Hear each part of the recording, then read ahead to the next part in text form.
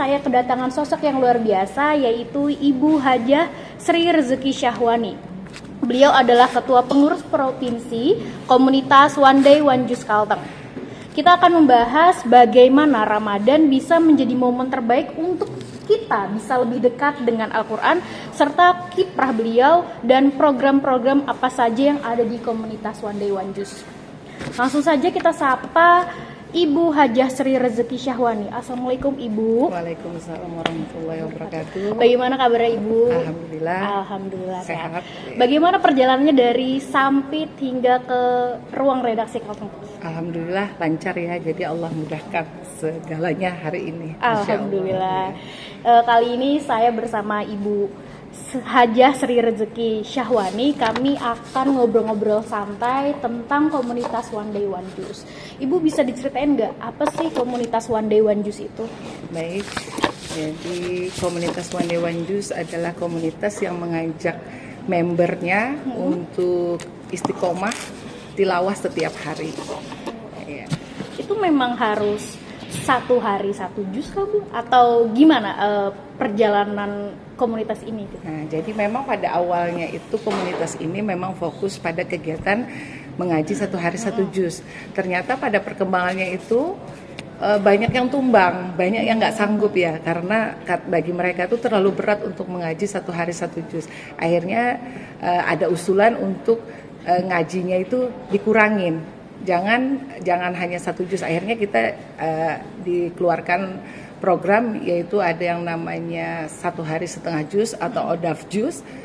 Kemudian ada juga yang itu pun awalnya masih banyak yang keberatan. Akhirnya cobalah kita lagi keluarkan lagi program, yaitu Odat Star, yaitu One Day One Juz, setiap hari tilawah Al-Quran. Jadi di situ ngajinya nggak harus satu juz, nggak harus setengah juz, tapi bisa berapa aja, mau minimal satu ayat begitu. Jadi akhirnya dengan program itu juga ada untuk anak-anak juga, yaitu Odol Kit, yaitu One Day One Lembar Kids. One Day One Lembar ya. Jadi sebenarnya kalau ngajinya ketika orang dewasa ngambil Odol Star terus ngajinya cuma 1-3 ayat, sebenarnya malu sama anak-anak ya. Sedangkan mereka berani terima tantangan One Day One Lembar ya. Iya. Jadi diharapkan sebenarnya walaupun programnya ngaji semampu, tapi diusahakan ya minimal samalah dengan anak-anak begitu ya. Oh ya, saya mau nanya juga nih sama Ibu Hajah, kenapa sih Bu Ramadan itu disebut sebagai bulannya Al-Quran?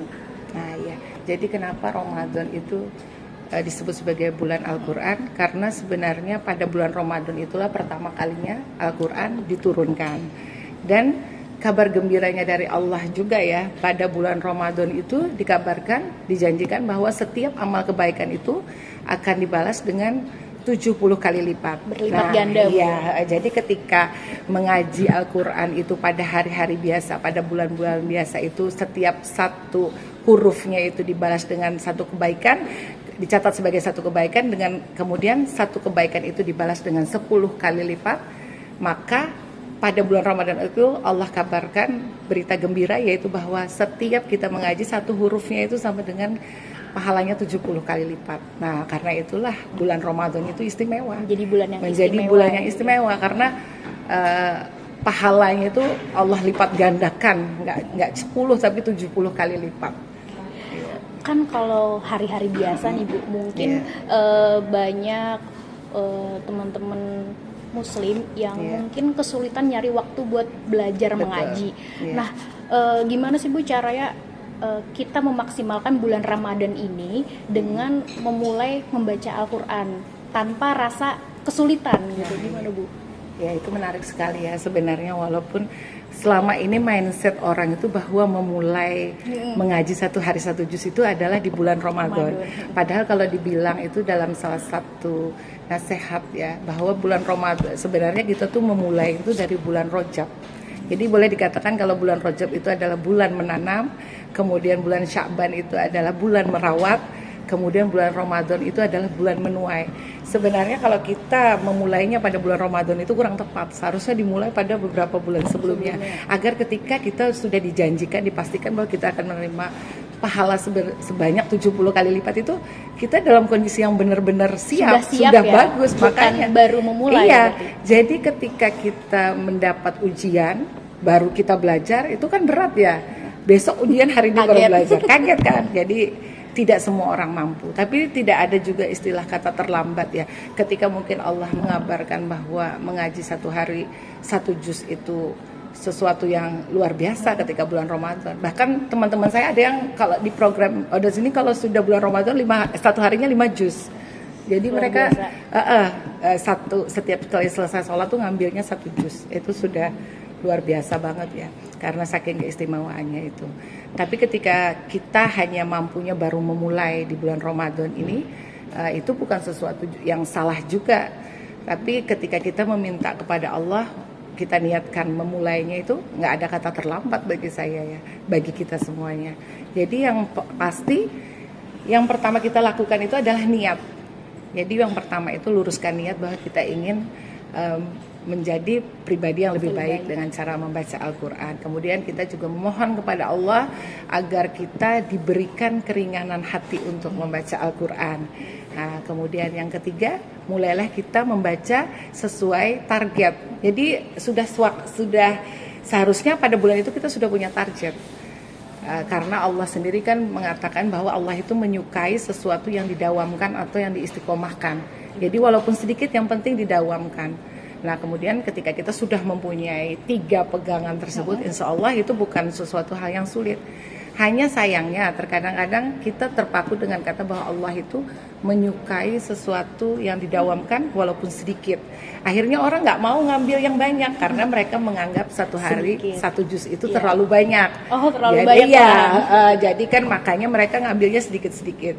Padahal di zaman Rasulullah, sahabat sendiri pernah bertanya, berapa sih waktu yang ideal untuk baca Al-Quran itu? Kemudian Rasulullah menjawab, selesaikan dalam 30 hari.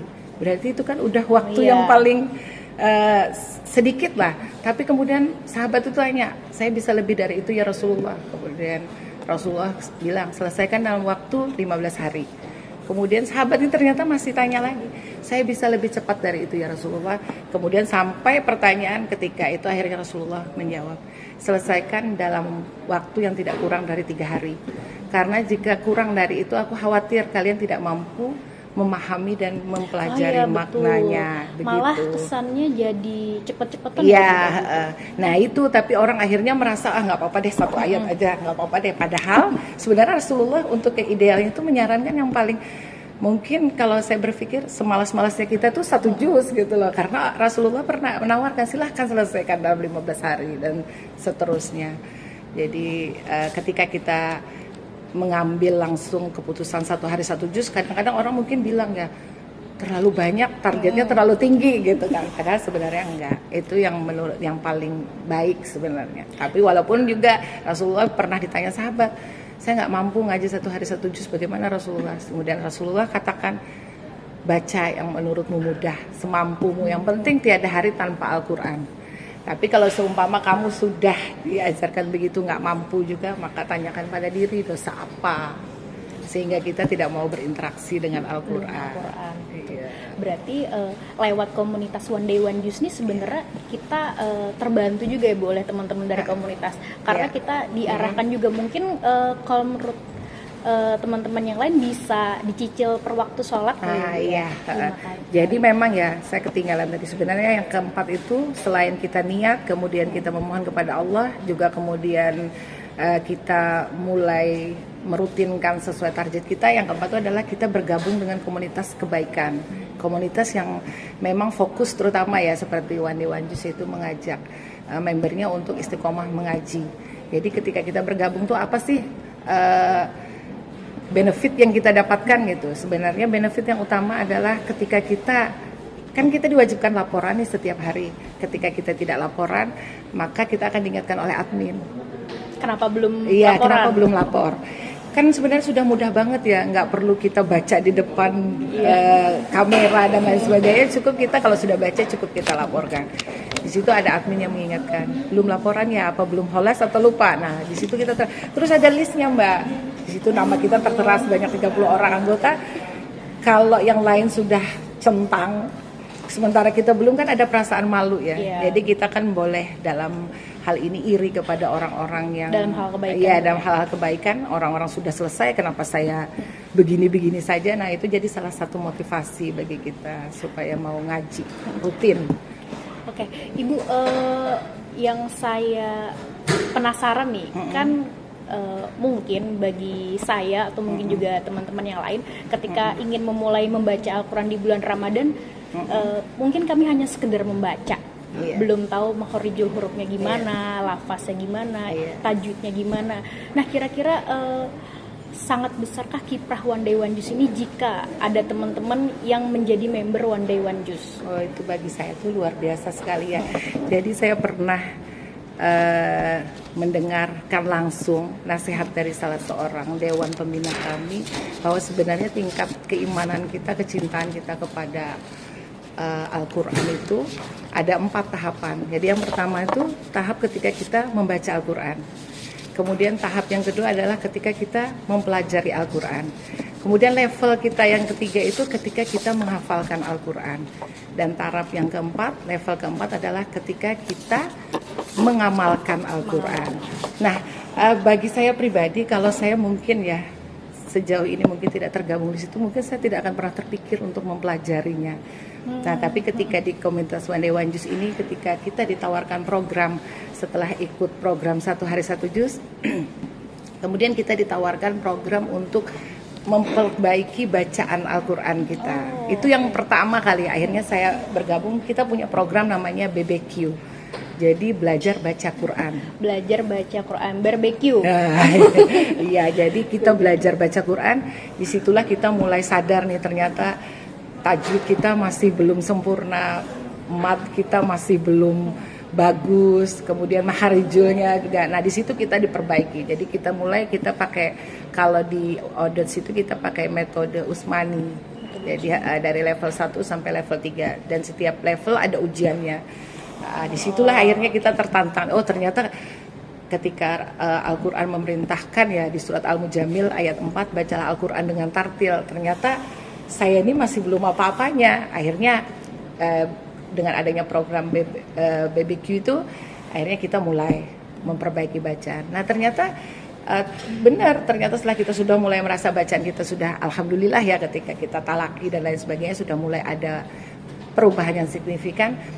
Odot juga mengeluarkan program namanya KKTA, yaitu kelas Khatam Tilawah Al-Quran. Kelas Khatam Tilawah Al-Quran. Nah, jadi di situ setiap pesertanya diwajibkan membaca 1 hari 1 lembar terjemah.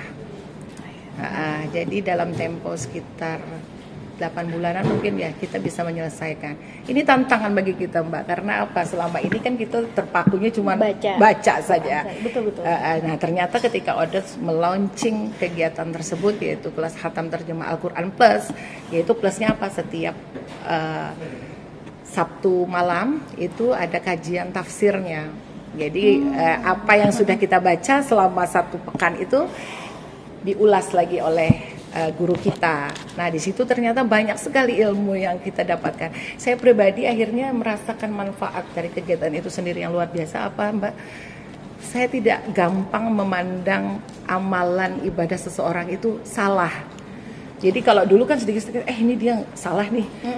Ini seharusnya nggak gini nih. Kenapa dia seperti itu? Seharusnya kan gini. Jadi saya merasa benar sendiri ya. Tapi ternyata ketika kita disodorkan kegiatan tersebut, kita diajarkan ternyata dalam mazhab ini boleh seperti ini, dalam mazhab itu disampaikan di dalam kajian tafsir tersebut. Di situ saya merasa, masya Allah, ternyata selama ini orang itu yang ketika ibadahnya seperti ini dia nggak salah gitu. Ketika dia berbeda dengan kita, bukan berarti kita yang benar gitu kan. Makanya itu saya rasa manfaat yang luar biasa. Jadi sampai sejauh ini saya 3 periode ini saya ikut terus. Saking ternyata ilmu saya tentang Al-Quran tuh masih sedikit sekali gitu, dan sangat terbantu. Saya mikirnya gini, Mbak, tanpa saya dipaksa untuk baca tafsir, terjemah itu setiap hari, saya mungkin nggak akan pernah membaca, kecuali ketika haid ya, karena kalau haid kita disarankan tidak membaca, memang tidak baca Quran, tapi kita baca terjemah. Mungkin kalau nggak itu, nggak baca saya. Jadi Masya Allah, saya rasakan perannya Odots itu di situ manfaatnya yang luar biasa. Masya Allah, luar biasa sekali ya Bu. Berarti masih banyak tantangan ya Bu, kalau misalnya kita ingin mengaji gitu, untuk memulai mengaji, untuk menjadi mungkin untuk khususnya untuk ngikut jadi member One Day One Juz. Karena kan yang dari Ibu jelaskan tadi, kita tidak hanya membaca Al-Quran, kemudian juga ada lafaznya, terus juga kita belajar tafsir dalam Al-Quran juga gitu. Sebenarnya menurut Ibu di era sekarang tantangan terbesar untuk kita umat muslim mencintai Al-Quran itu apa aja Bu? Sebenarnya itu tantangan terbesar sekarang adalah kita selalu merasa kehilangan waktu luang. Kita nggak punya waktu luang. Itu sebenarnya padahal memang waktu luang itu nanti yang kelak akan menjadi pertanyaan Allah. Digunakan untuk apa saja waktu luangmu? Itu yang bagi saya yang bikin harusnya buat kita takut. Karena apa? Kalau kita pikir sholat 5 waktu, setiap waktunya mungkin tidak lebih dari 5 menit ya Mbak ya. Kemudian ketika kita membaca Al-Quran, kalau kita mau baca langsung 1 juz, mungkin tidak lebih dari 1 jam. Kalau kita membaginya dalam beberapa waktu, itu mungkin sekitar 10 menit setiap waktunya. Terus berapa lama waktu yang kita gunakan untuk kegiatan lain, terutama untuk main gadget. Nah itulah. Jadi tantangan terbesar kita itu. Tapi karena itulah kita juga tidak bisa menolak bahwa kemajuan zaman itu pasti akan memberikan dampak yang tidak hanya negatif, tapi sebenarnya kalau kita bisa mensiasati, maka itu bisa mendatangkan hal yang positif. Makanya Odots itu datangnya kan melalui media sosial, karena pingin ya HP kita ini nanti bersaksi bahwa kita sebenarnya pernah melakukan kebaikan dengan barang kita ini begitu. Jadi Odots ini sudah berusaha meringankan orang-orang itu dengan cara semua kegiatan kan dilaksanakan secara online. Jadi ada kelas khatam terjemah Al-Quran, kegiatannya online. BBQ juga kelasnya online. Kalau orang bilang nggak ada alasan, kita ditawarkan pilihannya jam berapa. Nah, iya, jadi maunya jam berapa. Ya, sebenarnya sudah sangat dimudahkan, cuman tinggal kitanya aja lagi mau nggak ngambil peluang tersebut begitu. Jadi kalau ya itu lagi, sekali lagi saya selalu sering mengingatkan, kalau sudah dengan berbagai tawaran yang luar biasa itu, dengan segala kemudahan yang sangat luar biasa itu, terus kita masih bilang nggak punya waktu, yaitu saya bilang nih Al-Quran, pandangin Al-Quran, terus tanyakan kenapa Al-Quran ini nggak mau memberikan syafaat sama saya, sehingga dia nggak mau saya baca dia. Nah, kalau udah gitu biasanya pasti akan ada terasa. Terkadang kita itu gini ya Mbak ya, kita ngaku cinta Allah, cinta Rasulullah, tapi ketika kita ditanya seberapa besar kamu mencintai Allah dan Rasulnya, padahal sesuatu yang diturunkan Allah, risalah ini jarang kita sentuh. Jadi seberapa sering kita berinteraksi dengan Al-Quran, itulah bukti kecintaan kita kepada Allah dan Rasulnya. Nah, seberapa cinta kita kepada Al-Quran ini dengan cara kita memaknai seberapa bergetar hati kita ketika kita membaca Al-Quran. Bandingkan dengan ketika kita atau mendengarkan Al-Quran, bandingkan ketika kita mendengarkan musik. Kita perlu hati-hati ketika ternyata hati kita lebih senang dan gembira ketika kita mendengarkan musik. Dan kemudian kita ternyata cepat bosan ketika membaca Al-Quran. Padahal salah nasihat ulama mengatakan carilah hati kita di 3 tempat. Yang pertama yaitu ketika kita ketika kita hadir di majelis ilmu, kemudian yang kedua ketika kita membaca Al-Quran, kemudian yang ketiga adalah ketika kita sedang sendiri. Nah, ketika di dalam 3 tempat itu kita tidak menemukan hati kita, maka harusnya kita memohon kepada Allah untuk diberi hati, karena sesungguhnya hati kita itu sudah mati. Jadi kalau orang nggak senang baca Quran, itu harusnya dia mulai warning, bukan karena dia sebenarnya nggak sempat, tapi bisa jadi karena Al-Quran memang nggak mau dibaca gitu loh. Jadi kita sendiri yang harusnya memohon kepada Allah, minta dibukakan, iya, diberi hati supaya mau baca Al-Quran, supaya hati kita mau tergetar ketika Al-Quran itu dibaca. Begitu. Masya Allah, luar biasa sekali ilmu yang disampaikan oleh Ibu Hajah. Oh ya Bu, ini kan bulan Ramadan. Kira-kira menurut Ibu gimana cara menyeimbangkan aktivitas anak muda yang mungkin cenderung lebih padat supaya kita tetap bisa meluangkan waktu untuk membaca Al-Quran, dan nggak sekedar cuma membaca Al-Quran, mungkin bisa belajar tafsir dan lain-lain. Kan mungkin kita hanya sekedar membaca. Gimana kalau dari komunitas One Day One Juz menyelaraskan aktivitas anak muda tadi dengan baca Al-Quran? Jadi kita itu memang selalu berusaha ya Mbak ya, karena sebenarnya target utama kita memang anak-anak muda, apalagi di zaman sekarang. Kita selalu berusaha agar kegiatan kita ini mampu masuk ke mereka. Nah, salah satu ini yang terbaru yang insya Allah nanti akan kami laksanakan itu adalah menyelenggarakan seminar tentang konten kreator. Itu nanti insya Allah kami laksanakan pada hari Sabtu. Salah lambat lah, ini belum. Gak apa-apa. Ya, cut ya nanti. Jadi kami pada awal Ramadan melaksanakan kegiatan konten kreator, seminar konten kreator yang pesertanya adalah anak-anak SMA dan komunitas-komunitas. Kita harapkan dari situ nanti mereka mendapatkan materi tidak hanya tentang konten itu sendiri, tapi juga tentang bagaimana dengan kita membaca Al-Quran itu kita bisa membawanya ke media sosial. Jadi bagaimana mereka bisa mengajak orang-orang. Jadi kita libatkan anak-anak muda itu. Ini kalian punya kemampuan nih, kemampuan menggunakan medsosnya ya. Jadi ayo kamu bikin konten, kemudian tapi konten itu yang bernilai dakwah, begitu. Jadi itu spesial bulan Ramadanan saat ini ya Bu? Iya, iya, insyaallah. Kalau program-program apa saja spesial Ramadan yang ditawarkan oleh komunitas One Day One Juz? Jadi kalau kegiatan spesial Ramadan untuk tahun ini kita tuh sebenarnya secara rutin sejak 8 tahun yang lalu tuh punya program khusus untuk Kalteng sendiri ya, yaitu Ramadan bersama Quran. Nah, jadi saking kita tuh pengen ini loh bulannya Al-Quran gitu. Jadi Ramadan bersama Quran dari tahun ke-1 sampai ini adalah tahun ke-8 itu kita, yaitu salah satunya tadi seminar konten, kemudian juga kita mengadakan pesantren kilat, ya sesuai juga kan dengan arahan Bapak Presiden ya, supaya kita lebih banyak mengadakan kegiatan keagamaan pada bulan Ramadan di sekolah-sekolah kan ya, karena mereka nggak libur tapi diisi. Jadi kita berusaha juga untuk anak-anak yang agak terpencil, agak jauh dari kota, kita adakan kegiatan pesantren Ramadan yang mana nanti diisi dengan kegiatan-kegiatan fikih, kemudian juga dengan cara nonton film.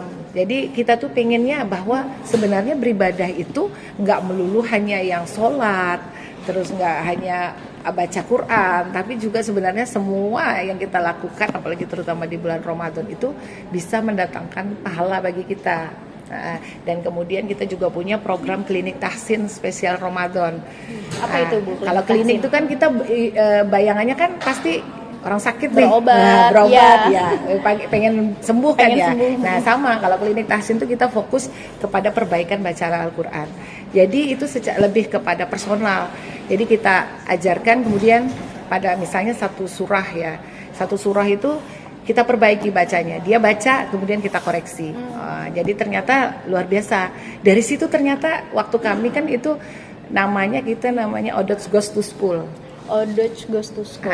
Jadi kita punya program Odots Goes to Campus, Odots Goes to School. Nah kita rangkai dengan kegiatan klinik tahsin, kita adakan. Anak-anak kita suruh baca nih. Nah ternyata terus kita koreksi. Ini loh ternyata bacaanmu tuh seharusnya ini dibaca ini. Ternyata mereka, Masya Allah ternyata bacaan saya banyak yang salah. Selama ini salah gitu. Iya. Kita coba suruh baca Al-Fatihah, mereka ternyata baru sadar. Masya Allah Al-Fatihah kita ternyata berantakan banget gitu, karena akhirnya dari gitu biasanya ada benefit itu, mereka akhirnya biasanya mulai tuh gabung, mau dong diajarin baca Quran lagi, jadi supaya Odots itu nggak jadi komunitas yang menyeramkan ya bagi banyak orang. Nah terakhir kita juga punya program yaitu Odots berbagi untuk guru ngaji. Kita sadari bahwa tanpa peran guru ngaji itu kan sebenarnya nggak akan ada orang yang ngaji, apalagi sampai satu hari satu juz. Jadi program kita itu memberi apresiasi kepada guru ngaji, karena guru ngaji itu sampai sekarang tuh menjadi pahlawan yang benar-benar pahlawan tanpa tanda jasa. Jadi kalau bisa dibilang itu sebenarnya mereka nggak boleh menentukan tarif. Mereka kan itulah sebenarnya yang harus dirubah ya. Mereka nggak meminta tarif bukan berarti kita bisa seenaknya. Betul. Karena mereka punya keluarga yang seharusnya mereka Punya penuhi. waktu yang diluangkan, Ya, betul. Bu, ya, dan Waktu dan tenaga. Bahkan kemampuan mereka sebenarnya kita hargai karena banyak dari mereka sebenarnya yang ketika belajar ngaji dengan benar tuh mereka juga mengeluarkan biaya. Begitu. Jadi itu yang harusnya difahamkan. Jadi kadang-kadang orang memandang ketika guru akademik ya dipandang lebih terhormat dibandingkan guru ngaji yang mungkin hanya guru ngaji kampung ya. Tapi bagi saya pribadi seorang hafiz yang mana mereka itu orang-orang yang termasuk dimuliakan Allah berawal dari seorang guru ngaji. Jadi bagi saya, bagi kami komunitas Odat, guru ngaji itu adalah ujung tombak dari program memberantas buta aksara Al-Quran. Masya Allah. Kira-kira sudah ada berapa jumlah ustazah atau guru ngaji yang tergabung di komunitas Odoj Kalimantan Tengah itu? Kalau guru ngaji kita mungkin nggak mendata secara spesifik ya, tapi yang jelas yang sudah mendapatkan manfaat dari kita tuh ada lebih dari 300 mungkin ya. Itu untuk di Sampit, belum termasuk yang di Kobar, yang di Pangkalan Bun dan juga di Palangkaraya. Jadi karena kebetulan saya domisilinya di Sampit ya, jadi selama ini yang sudah kita berikan manfaat itu sekitar itu. Dari yang saya dengar Ibu memaparkan program-program dari komunitas One Day One Juice itu menurut saya pribadi Bu ya, itu adalah suasana belajar yang serius tapi menyenangkan. Jadi memang benar-benar tidak semenakutkan itu ternyata untuk belajar mulai dari nol baca Al-Quran, karena menurut saya pribadi kalau misalnya kita baca Al-Quran saya cenderung malu buat belajar, apalagi sudah sebesar ini kan Bu, usia ini. Mungkin kalau waktu kecil dulu kita rame-rame nih sama teman-teman di pengajian gitu. Benar. Nah kira-kira gimana cara buat bergabung di komunitas One Day One Juice? Bergabung di komunitas One Day One Juice itu sebenarnya sangat gampang. Bisa menghubungi ke pengurus-pengurus terdekat atau juga melalui online, secara online. Jadi ada nomor yang bisa kita hubungi untuk tergabung secara online. Jadi sangat mudah sebenarnya. Itu sekali lagi Odes itu sebenarnya komunitas yang mengikuti perkembangan zaman. Tadi saya tertarik Mbak ketika Mbak bilang ya sebenarnya kadang kita malu ya. Jadi itu sebenarnya propaganda yang merusak kita sebenarnya selama ini. Malu untuk kadang-kadang memamerkan suatu kebaikan. Jadi saya teringat pesan guru saya, ketika orang lain tidak malu untuk memamerkan maksiatnya di hadapan kita, kenapa kita harus malu memamerkan kebaikan, apalagi niatnya untuk mengajak orang. Jadi dulu itu dianggap komunitas ini komunitas ria Mbak, karena ini kalau aku nih ngajinya satu hari satu juz. Padahal kita nggak pernah ngomong gitu ya, cuman karena nama komunitasnya One Day One Juice. Jadi tapi ternyata kalau ketika niat kita itu untuk mengajak orang pada kebaikan, kita memperlihatkan sesuatu untuk mengajak orang kepada kebaikan, maka nggak ada yang salah. Makanya penting setiap saat kita juga selalu mengingatkan diri supaya kita luruskan niat bahwa niat kita itu bukan untuk pamer, tapi karena kita ingin mengajak kebaikan. Dan bagi orang lain sendiri sebenarnya kita meminta supaya jangan cepat menilai orang lain. Karena apa? Karena hati itu Allah yang punya ya. Jadi kita nggak pantas menilai hati orang. Jadi biarlah itu menjadi urusannya dengan Allah. Jadi ketika kita berbuat suatu kebaikan seperti ini nggak perlu malu, atau ketika kita belajar nggak perlu malu.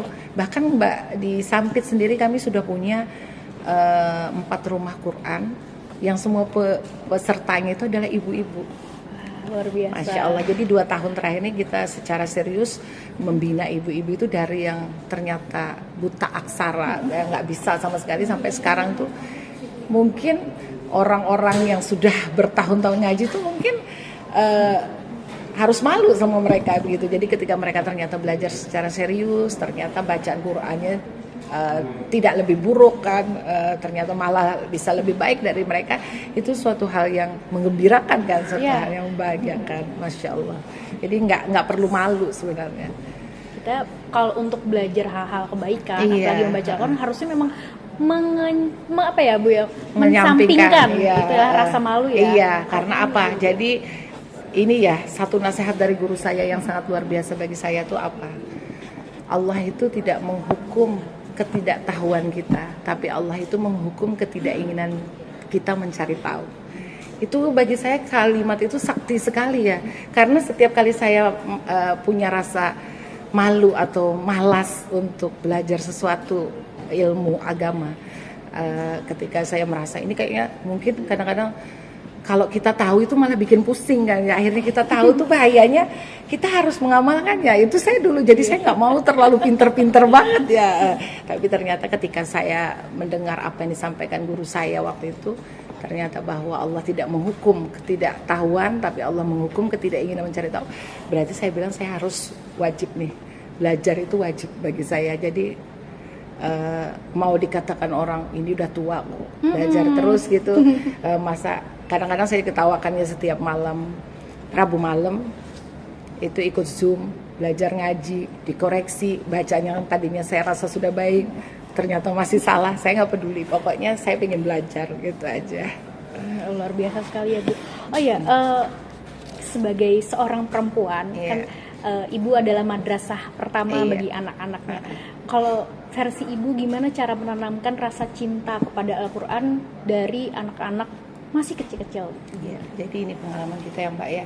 Memang ketika kita meminta anak untuk belajar Al-Quran, sejatinya kita menanamkan mahabbah atau kecintaan ya. Kecintaan itu yang penting. Kalau mereka sudah cinta, dengan pengawasan atau tanpa pengawasan kita, maka mereka pasti akan tetap menjadikan itu suatu kebiasaan. Bagi saya, prinsip saya, ibu sebagai madrasah itu berarti prinsipnya itu dia tuh harus terdidik sebelum mendidik. Nah, jadi ketika dia sudah terdidik, maka dia tuh sudah punya modal untuk ngajarin. Apa? Anak-anak itu sebenarnya paling mudah ngajarinnya Mbak, paling mudah mengajaknya. Karena apa? Anak itu belajar dari meniru. Makanya boleh dikatakan anak itu adalah cerminan orang tuanya. Jadi ketika kita ingin anak kita dekat dengan Al-Quran, dimulai dulu dari diri kita. Ketika kita dekat dengan Al-Quran, maka pasti mereka akan, ketika kita suruh, pasti mereka akan mau. Saya punya 5 anak ya Mbak ya, dan semuanya tuh semoga Allah jaga hatinya ya, semuanya itu hafiz Quran ya, walaupun ada yang belum selesai, tapi semuanya memang dekat dengan Al-Quran, menghafal. Bahkan sampai anak yang terkecil umur 8 tahun itu sudah hampir 2 juz hafalannya. Mereka itu pada awalnya ketika disuruh menghafal mungkin agak berat, tapi ketika dia melihat bahwa saya pun terseok-seok, ibaratnya berdarah-darah ya, menghafalkan 1 ayat saja, di situ mereka sadar, iya ternyata mamah juga menghafal. Saya bilang, mama ini udah tua, masih berusaha menghafal, walaupun kadang-kadang nggak hafal-hafal ya. Tapi ketika itulah mereka sadar bahwa ketika orang tuanya juga mau mencoba, ya mereka juga harus mau. Jadi sekarang itu udah gampang Mbak, tinggal saya kondisikan pada waktu-waktu tertentu mereka harus pegang Al-Quran, itu udah biasa. Tapi apa? Karena mereka tahu saya juga pegang Al-Quran. Misalnya nih kayak habis maghrib, nggak ada kita main gadget ya. Mereka nggak akan protes. Karena apa? Karena saya juga pegang Quran, kemudian kita ngaji masing-masing. Kadang mereka juga kalau mau disimak. Makanya saya bilang suatu hal yang mustahil ketika orang tua mengejar target anaknya harus bisa baca Al-Quran, tapi ternyata orang tuanya sendiri nggak bisa baca Quran. Itu jadi yang penting, makanya nggak istilah terlambat ketika orang tua punya cita-cita anaknya bisa atau cinta terhadap Al-Quran, dia juga harus dekat dengan Al-Quran. Berarti mungkin sebagai orang tua harus punya ilmu dan masih haus akan ilmu ya Bu ya, buat betul. Belajar. Iya. Jadi saya tuh Mbak, setiap anak-anak setiap hadir di kajian atau saya ngisi kajian, anak-anak pasti saya ajak. Karena mereka tuh walaupun sambil main, mereka menyimak. Jadi anak-anak itu jangan juga dipaksa secara keras, tapi pelan-pelan. Yaitu dengan dia melihat, oh ternyata hidup mama tuh loh kayaknya kok enak ya. Kayak kalau mereka lihat kayak gak punya persoalan ya. Jadi karena terus punya banyak teman. Nah mereka mungkin yang paling, mama enak ya di mana-mana, ke kota mana aja pasti ketemu teman, pasti disambut sama temannya. Terus saya bilang ya itulah karena Al-Quran. Al-Quran itu bisa menjadikan ukhuwah itu menjadi sesuatu hal yang bagi orang lain itu sulit, tapi ternyata bisa gitu. Jadi itulah akhirnya mereka sekarang tuh ya sudah, memang hari-harinya diisi dengan Al-Quran juga. Jadi kehidupan sehari-hari berdampingan dengan Al-Quran itu bukan hal yang sulit lagi ya Bu Iya, bagi betul. anak-anak kalau ditanamkan sejak dini. Iya. Ini kan banyak mungkin teman-teman yang mau memulai membaca Iya. Al-Quran di bulan Ramadan. Iya. Nah, gimana cara kita menjaga supaya kita tetap istiqomah membaca Al-Quran itu Bu? Nah, jadi ketika kita ingin membaca sebenarnya Odot sendiri punya tawaran. Jadi kita tuh punya ya cara baca Al-Quran supaya mudah. Jadi kan pokoknya Allah bilang tuh kan lakukan yang menurutmu mudah. Jadi kita tuh ada namanya jurus kura-kura. Nah, Jurus jadi, kura-kura. Iya, jadi jurus kura-kura itu yaitu kita ngajinya sedikit-sedikit tapi sering. Kita bisa lihat dari kura-kura sendiri kan dia berjalan pelan-pelan tapi sampai ke tujuan. Nah begitu juga dengan Odots ketika mau ngajinya satu hari satu juz, baca aja sering kapan ada waktu, misalnya lagi nunggu antri di bank, misalnya lagi di bandara atau lain sebagainya. Al-Quran tuh jangan lepas dari kita. Pertama kalau nggak merasa susah bawa Al-Quran, setidaknya HP sudah ada aplikasinya. Jadi ketika kita ngaji kapanpun dimanapun, yaitu pakai jurusnya kura-kura tadi, insya Allah target tiba-tiba kita bisa kaget Mbak, loh udah satu juz aja. Karena kita sehari itu selalu kita sempatkan baca Quran. Kemudian kita juga ada yang dinamakan jurus lebah. Nah, jurus lebah ini kan diibaratkan dari garis-garisnya itu di badannya itu kita ibaratkan bahwa kita itu membagi waktu kita dengan waktu baca kita dengan 5 waktu sholat. Jadi kalau di Mushaf Usmani itu kan ada 10 lembar ya, 10 lembar untuk satu juz. Jadi kita usahakan setiap waktu sholat itu kita baca 2 lembar. Jadi mungkin sebelum sholat, ya mungkin sebelum sholat kita 1 lembar, setelah sholatnya 1 lembar. Jadi kalau 5 waktu berarti udah 10 halaman kan. Nah itu, jadi itu namanya kita istilahkan itu jurus lebah. Ada juga jurus paus. Wih, nama hewan. Iya, jurus paus itu kita membaginya dalam 2 waktu, yaitu biasanya pada waktu subuh dan maghrib. Jadi karena itu waktu yang kita memang biasanya pasti di rumah ya, dan waktu kita agak longgar. Nah kita biasanya membaca di 2 waktu itu setengah juz atau 5 lembar. Jadi ketika subuh ketemu dengan maghribnya nanti udah kholas tuh, jadi udah selesai satu juznya. Nah ini kemudian kita juga punya istilah jurus kuda paus. Bukan, kuda pacu. Kuda pacu. Kuda ya. pacu ini yang lebih cepat. Nah ini yang ekstrim ya. Satu harinya tuh satu juznya itu diselesaikan dalam 1 waktu. Ini kami biasanya tuh Mbak kalau memang punya aktivitas yang bakal sibuk seharian, yang kita khawatirkan kita tidak sempat membagi waktu, biasanya kita pakai jurus itu. Kuda pacu. Kuda pacu. Jadi subuh itu kita baca, insya Allah kita sebelum ya pas syuruk itu terbit matahari itu udah selesai kita satu juznya itu. Tapi kalau kita punya waktu, saya pingin lebih menikmati nih misalnya.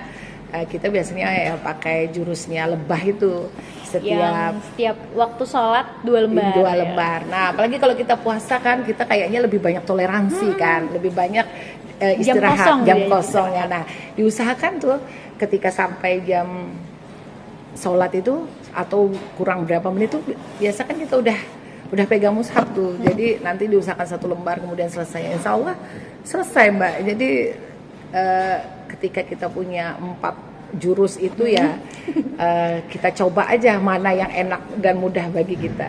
Jadi saya punya temannya Mbak ya, ketika orang bilang saya nggak punya waktu untuk ngaji 1 juz, teman-teman pengurus itu udah dari berbagai macam profesi. Mereka ada guru yang harus ngajarnya full day ya seharian, ada yang masih memang harus nyusun laporan, ada yang harus perjalanan dinas dan lain sebagainya. Ternyata karena mereka mencoba semuanya, mereka akhirnya nemukan passionnya yang tepat di mana ngajinya gitu. Cara dia lebih mudah lebih mengaji mudah. ya, Jadi ya itu kita pakai jurus itu. Kalau bagi saya ya memang yang paling mudah itu sebenarnya bagi kita yang sibuk itu ya itu tadi sedikit-sedikit tapi sering. Jurus kura-kura. Jurus kura-kura. Atau kalau yang orang hidupnya teratur itu sholatnya tepat waktu itu lebih enak kalau dia pakai jurusnya lebah. Jurus lebah ya benar. Berarti komunitas Odoch ini menawarkan 4 jurus mengaji tadi ya Bu ya. Jurus kura-kura, jurus lebah, iya. jurus paus, Iya, dan sama kuda jurus pacu. kuda pacu. Iya. Jadi itu sebenarnya trik buat kita bisa meluangkan waktu buat mengaji Iya. dan supaya insya Allah bisa istiqomah ya Bu. Iya. Dan dilanjutkan nggak cuma bulan Ramadan ya. Iya. Oh, Jadi ya itu kalau ketika kita sudah mencapai puncak tertingginya, kita sudah istiqomah di bulan Ramadan ya, insya Allah nanti kan bulan-bulan selanjutnya itu lebih mudah. Mengikuti ya Bu ya, lebih insya Allah. Andai relax orang gitu. tahu ya Mbak ya, sebenarnya ketika kita bisa mengejar amalan tilawah satu hari satu juz, itu sebenarnya kita sedang mendisiplinkan diri kita. Nah, disiplin itu kan kunci keberhasilan kita. Ketika kita sudah berhasil, insya Allah hidup kita sebenarnya udah enak banget gitu loh. Jadi sesibuk apapun tuh kita sebenarnya harus punya prioritas. Sempatkan tilawah ketika pagi hari sebelum memulai. Jadi kita berikan haknya Allah dulu, baru kita selesaikan kewajiban kita dunia yang ya. lainnya. Iya, karena itu bagi saya ketika kita sudah memulainya dengan mengingat Allah, maka semuanya itu berjalan akan ini. Jadi kita pernah Mbak, kadang-kadang hidup kita terasa berantakan karena diawali dari pagi kita bangun kesiangan misalnya. Iya, itu Nah, udah bikin mood bad jelek kan. Iya. Nah, iya. Nah, itu kalau kita tetap akhirnya kan seharian tuh kadang-kadang malah Al-Quran tuh nggak kepegang sama sekali. Udah pengen marah aja. Keteteran jadwal yang lain. Makanya dari ketika kita belajar mendisiplinkan diri, pokoknya apapun terjadi saya harus baca Quran. Dimulai dari aktivitas pertama saya, insya Allah hidup kita tuh akan lancar, dimudahkan begitu. Luar biasa. Nah, biasa kan ada hataman nih Bu, kalau Iya. misalnya kita selesai membaca Al-Quran. Iya. Kalau di komunitas Oduj gimana? Adakah prosesi hatamannya atau gimana? Bisa Jadi diceritain? kalau sesekali kita untuk tujuan syiar ya kadang-kadang memang kita ada mengadakan kegiatan hataman. Tapi kalau kita sendiri ya yang sudah lama tergabung itu kayaknya selesai aja. Udah, gitu ya. Jadi karena memang kita targetnya 1 bulan, kan kita bayangkan repot banget kita ya kalau mengadakan Iya. hataman setiap bulan ya. Tapi ada kalanya kita memang ngadakannya seperti Ramadan ini. Terkadang kita ngumpul nih seluruh pengurus ngadakan hataman di hari-hari terakhir itu sebagai refleksi kita juga. Kita mampu nggak nih pada bulan Ramadan itu menyelesaikan target kita 1 hari 1. Walaupun sebenarnya itu tadi Mbak, kalau tidak diamalkan, dibiasakan di bulan-bulan sebelumnya itu luar biasa, karena justru sebenarnya kita katakan kita nggak sibuk, tapi sebenarnya lebih sibuk apalagi menjelang Lebaran. ya itu tadi isinya mungkin bukan cuma itu, baju iya. baru belum, Udah mikir toples mau belum kue diisi. apa. Iya, Masya Allah. Yes. Oke, istirahat dulu. Oke, lanjut. Berarti untuk komunitas Oduj ini kalau hatam Al-Quran itu bukan lagi sesuatu yang luar biasa ya Bu, karena sudah mengalami kesekian kali berarti ya. Iya. Karena kalau saya lihat di luar atau pengalaman saya pribadi, hataman itu jadi sesuatu yang luar biasa gitu. Tapi setelah itu ya kadang ada dilanjutkan, kadang juga tidak dilanjutkan gitu. Nah itulah Mbak, kemudian kita juga menyarankan itu ketika kita kadang-kadang sudah selesai hatam itu kan sudah berlalu, terutama anak-anak kan. Nah jadi kita sebenarnya kadang-kadang juga ngadakan kegiatan hataman itu untuk memotivasi mereka. Istimewanya anak odol kid itu tadi ya, Wandewan Lembah, ketika mereka selesai mereka kembali lagi ke juz 1. Jadi anak saya itu dari kelas 2 sudah ikut odol kids. Sekarang dia kelas 4 itu udah berkali-kali hatam malahan. Jadi ngajinya tuh semakin lama kan semakin bagus, karena dia kan semakin lancar ya bacanya, berbeda dengan anak yang cuma 1 kali hatam selesai. Kita akan sulit memaksa mereka untuk kembali lagi membaca Al-Quran ketika mereka tidak ikut program itu gitu loh. Saya yakin banyak orang tua yang cukup bahagia, cukup puas ketika anaknya hatam 1 atau 2 kali, karena kayaknya sudah manggil guru, sudah nggak ada urgensinya lagi ya. Tapi ketika mereka bergabung di Odol Kids, mereka akan terus melanjutkan. Selesai di juz 30, balik lagi juz 1, begitu seterusnya. Mengulang terus ya, karena itu udah jadi kebiasaan ya. Jadi itu, anak saya kadang-kadang yang kelas 4 itu kalau sudah ada dia lupa laporan, admin sudah menghubungi tuh panik tuh, dia belum selesai ngajinya. Aku belum selesai Pak. Jadi dia kayak merasa itu suatu kebutuhan dia. Ya udah, kadang-kadang saya godain, udah lapor aja. Belum, enggak, akan belum. Nah, itu akhirnya dia punya target.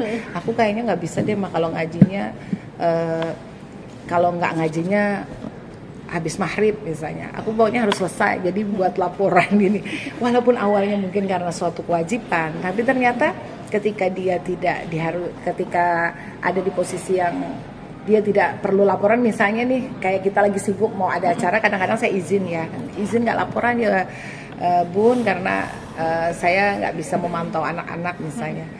Dia tetap aja, ternyata dia tetap tilawah. Bahkan ketika saya pergi keluar kota misalnya, mereka tetap dengan tanggung jawabnya mengaji itu. Jadi bukan lagi ternyata mengaji itu sebagai suatu kewajiban mereka untuk laporan di admin, tapi ternyata itu menjadi kebutuhan mereka. Udah, mereka merasa kayaknya belum lengkap aja daftar kegiatan mereka, aktivitas mereka tanpa mengaji begitu. Masya Allah, luar biasa banget berarti ya Bu, peran komunitas One Day One Juice ini bagi pribadi bahkan bagi keluarga betul, juga. Masya Allah. Ngomong-ngomong, udah ada berapa jumlah member One Day One Juice Bu? Khususnya mungkin di Indonesia? Ya, kalau di Indonesia itu tercatat sekitar 129.000 anggota. Mungkin, mungkin bagi kita ya Mbak ya, bagi kita kalau ngelihat angka segitu 129.000 itu besar banget ya. Tapi kalau kita melihat berapa jumlah warga Indonesia yang beragama Islam itu sebenarnya masih sangat sedikit. Bahkan ketika kita survei kenapa nggak gabung yang rata-rata, ya itu tadi karena ternyata masih banyak yang buta huruf Al-Quran. Karena itulah One Day One Juice juga merasa mempunyai kepentingan dan kewajiban untuk membantu orang-orang itu untuk punya kemampuan baca Al-Quran begitu. Yang saya dengar juga komunitas ini ada di beberapa belahan dunia, betul Bu? Betul sekali. Jadi mereka di sana juga ada pengurus-pengurusnya yang kadang-kadang melakukan ketika ada musyawarah tuh dilakukan secara online. Jadi di negara Arab Saudi, Hong Kong, kemudian Mesir dan beberapa negara lainnya itu sudah ada